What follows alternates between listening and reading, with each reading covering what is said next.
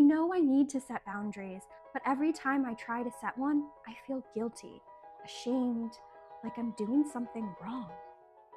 They are describing a conditioned nervous system that learned somewhere early on that boundaries could cost you love, safety, or connection. So now even healthy limits can feel dangerous. And if you don't understand this pattern, you can spend years abandoning yourself just to keep other people comfortable. If you grew up in an environment where your emotions were questioned, your privacy wasn't respected, then your nervous system adapted in a very specific way. It learned that closeness requires self-abandonment. So now, as an adult, when you try to set a boundary, your body doesn't interpret it as clarity. It interprets it as danger. That's why boundaries feel like guilt, anxiety, over-explaining, or sudden fear of rejection. Not because you're doing something wrong, but because your system is encountering something unfamiliar. Why boundaries actually matter. Boundaries are not about pushing people away. They are about defining where you end and someone else begins. Without boundaries, intimacy becomes confusion. With boundaries, intimacy becomes choice. But here's what most people were never taught. Boundaries are not one thing. They exist in different domains of your life. And when you understand those domains, you stop personalizing your struggle and start seeing your pattern. The 6 types of boundaries. Let's break them down clearly. 1, physical boundaries. These are about your body and physical space. They include comfort with touch, personal space, physical proximity, how your body is treated. When physical boundaries are weak, you might tolerate unwanted touch, ignore physical discomfort, or override your body signals to keep connection. Healthy physical boundaries sound like, I'm not comfortable with that. I need more space. 2, emotional boundaries. These define what feelings are yours and what belongs to someone else.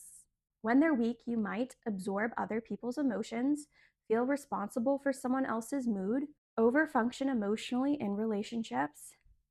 Healthy emotional boundaries sound like, I care about you, but I can't carry this for you. 3, intellectual boundaries. These involve your thoughts, beliefs, and perceptions. Weak intellectual boundaries look like doubting your own reality easily, changing your opinion to avoid conflict, assuming others are always right. Healthy intellectual boundaries sound like, I see it differently. I can respect your view without agreeing. 4, sexual boundaries. These involve comfort, consent, pace, and desire. When they're weak, you might move faster than you actually want, ignore discomfort to maintain connection, confuse attention with consent or readiness. Healthy sexual boundaries sound like, I want to slow this down. I'm not ready for that. 5, material boundaries. These involve your possessions, money, and resources. Weak material boundaries might look like overgiving financially or materially, difficulty saying no to requests, feeling guilty for keeping what you have. Healthy material boundaries sound like, I'm not able to lend that right now. That doesn't really work for me. 6, time boundaries. These involve your energy, availability, and attention. When they're weak, you might overextend yourself, respond immediately to everyone, have no protected time for yourself. Healthy time boundaries sound like, I'm not available tonight. I'll respond tomorrow. The important truth most people miss. Most people think boundaries are about communication, but boundaries are actually about internal permission. Because if you don't believe you are allowed to have limits, you won't be able to hold them when someone challenges you. That's why so many people can say a boundary, but immediately undo it with over-explaining, guilt, or self-abandonment. The external boundary fails because the internal boundary isn't stable yet. Why boundaries trigger shame. If you feel shame when setting boundaries, it doesn't mean you're doing it wrong. It usually means at some point in your life, you learned that saying no caused disconnection, having needs created tension, protecting yourself made you difficult. So now your nervous system confuses, I am protecting myself with, I am hurting someone. But those are not the same thing. Discomfort is not harm. Someone else's disappointment is not evidence of wrongdoing. What healthy boundaries actually look like. Healthy boundaries are not rigid, they are not walls, and they are not emotional withdrawal. Healthy boundaries are clear but flexible, calm but firm, self-respecting but connected.